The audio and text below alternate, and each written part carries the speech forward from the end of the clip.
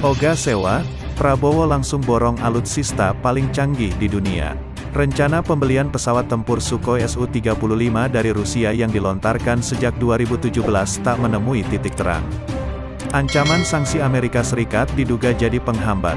Menteri Pertahanan saat itu, Ryamizar Triakudu, menyebut pembelian Sukhoi dilakukan dengan skema imbal beli dengan Rusia yang diklaim sesuai Undang-Undang Nomor 16 Tahun 2012 tentang Industri Pertahanan. Pada pasal 43 ayat 5 huruf EUU tersebut dijelaskan, setiap pengadaan alat peralatan pertahanan dan keamanan, Al-Palhankam, dari luar negeri wajib disertakan imbal beli, kandungan lokal dan atau offset minimal 85%. Ini baru pertama kali kami merasakan UU itu, sebelumnya belum terlaksana. Pelaksanaannya G2G langsung, tidak ada perantara macam-macam. Imbal dagang 50%, offset 35%, jadi total 85%.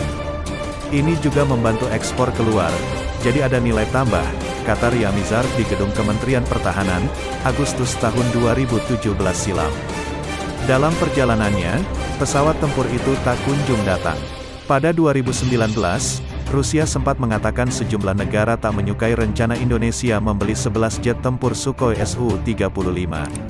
Wakil Duta Besar Rusia di Jakarta Oleg V. Kopilov tak menyebut negara yang dimaksud.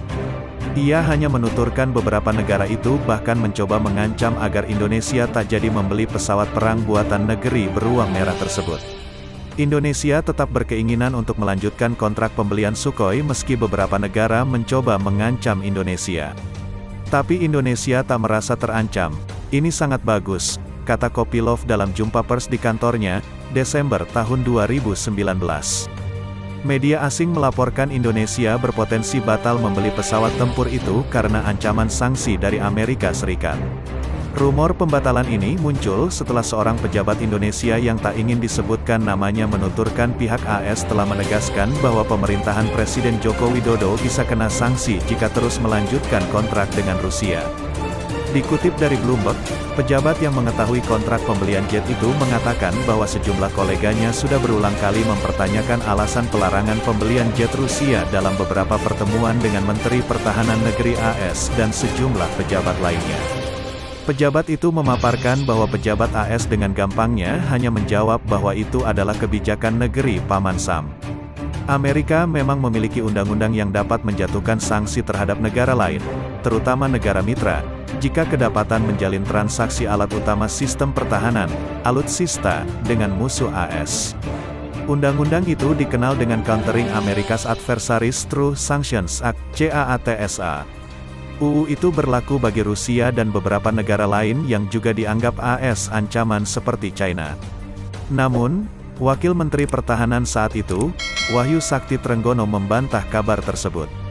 Kami tidak pernah membatalkan, kata Wahyu. Akhir Desember tahun 2021, Kepala Staf Angkatan Udara, KSAU, Marsikal TNI Fajar Prasetyo mengatakan rencana pembelian Sukhoi Su-35 tak akan dilanjutkan. Hal itu seiring dengan rencana Indonesia membeli pesawat tempur generasi 4,5, yakni Dassault Rafale buatan Perancis, dan F-15X buatan Amerika Serikat. Sukhoi Su-35 dengan berat hati ya kita harus sudah meninggalkan perencanaan itu karena kan kembali lagi dari awal kita sebutkan bahwa pembangunan kekuatan udara sangat bergantung dari anggaran, kata Fajar. Awal Februari lalu, Kemhan pun melakukan penandatanganan kontrak kerjasama pembelian 6 unit Dassault Rafale. Penandatanganan kontrak itu disaksikan Menteri Pertahanan Prabowo Subianto saat menerima kunjungan Menteri Angkatan Bersenjata Republik Prancis HMISIS. Florence Parly beserta delegasi di Kemhan. Kita rencananya akan mengakuisisi 42 pesawat Rafale. Kita mulai hari ini dengan tanda tangan kontrak pertama untuk 6 pesawat, kata Prabowo saat itu. Pembelian Rafale itu semakin membuat gelap rencana pembelian Sukhoi 35. Nindonesia.com telah menghubungi juru bicara Menteri Pertahanan Prabowo Subianto, Dhanil Anzar, untuk bertanya soal kelanjutan rencana pembelian Sukhoi 35, namun yang bersangkutan belum merespons hingga berita ini ditulis. Di saat yang sama, ada momentum invasi Rusia ke Ukraina, yang ditentang keras oleh Amerika Serikat dan sekutu.